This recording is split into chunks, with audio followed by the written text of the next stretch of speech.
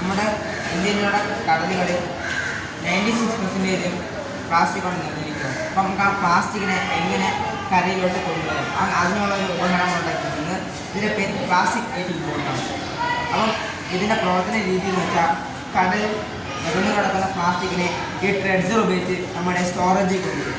അപ്പം ഇത് സ്റ്റോറേജിൽ നമ്മൾ നേരെ ഈ ബോട്ട് നമ്മൾ കടൽ തീരത്തെത്തിയിട്ട് അവിടെ ചെയ്യുമ്പോൾ പ്ലാസ്റ്റിക് സെഗ്രിഗേറ്റ് ചെയ്യും. ഈ പ്രോസസ്സ് നടന്നുകൊണ്ടിരിക്കുമ്പോൾ നമ്മുടെ കടലിലെ പ്ലാസ്റ്റിക് അളവ് കുറഞ്ഞുകൊണ്ടിരിക്കും. അപ്പം മനുഷ്യന് നല്ലൊരു ഉപകാരമാണ്. ഈ പ്ലാസ്റ്റിക്കിനെ റീസൈക്കിൾ ചെയ്യാൻ പറ്റും. അപ്പം ഈ ബോട്ടിൻ്റെ ഉണ്ടാക്കിയ മെറ്റീരിയൽ എന്ന് വെച്ചാൽ പ്ലാസ്റ്റിക് മെറ്റീരിയൽസ് പിന്നെ എക്കോ ഫ്രണ്ട്ലി ആയിട്ടുള്ള മെറ്റീരിയൽസ് കൊണ്ടാണ്. അപ്പം ഇതിൻ്റെ വേറൊരു ഫ്യൂച്ചർ എന്ന് വെച്ചാൽ അണ്ടർ വാട്ടർ പ്ലാസ്റ്റിക് റീസൈക്ലിംഗ് സെൻസറാണ്. അപ്പം നമുക്ക് അത് ഉപയോഗിച്ച് അതിൻ്റെ അടിയിലുള്ള പ്ലാസ്റ്റിക്കിനെ ഡിറ്റക്ട് ചെയ്യാനും പിന്നെ സ്കൂബ ലൈറ്റ്സ് ഉപയോഗിച്ച് നമുക്ക് ആ പ്ലാസ്റ്റിക്കിനെ എന്താ പറയുക ഒരു വലിയ അളവിലുള്ള പ്ലാസ്റ്റിക് നമുക്കത് കടലിൻ്റെ അടിയിൽ നിന്ന് വാരാൻ പറ്റും. അപ്പോൾ ഇതാണ് ഈ ബോട്ട് കൊണ്ടുള്ള ഉപകാരം.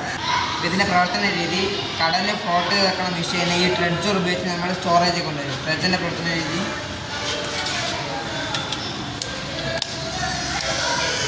ട്രെഡ്ജർ ഉപയോഗിച്ച് നമ്മൾ പ്ലാസ്റ്റിക്കിനോടെ കൊണ്ടുവരും. അപ്പം ഈ ബോട്ട് മൂവ് ആകുന്നത് ഇവിടെ ബാക്കിൽ കൊണ്ടുവരും. അതാണ് ലീഫിൻ്റെ ഭാഗം പറയുന്നത്. തീരാൻ്റെ കാരണമാണ് ബോട്ട് വരുന്നത്. പിന്നെ ഇതിൻ്റെ സെൻസർ വരുന്നത് ഈ ഭാഗത്തായിട്ട്.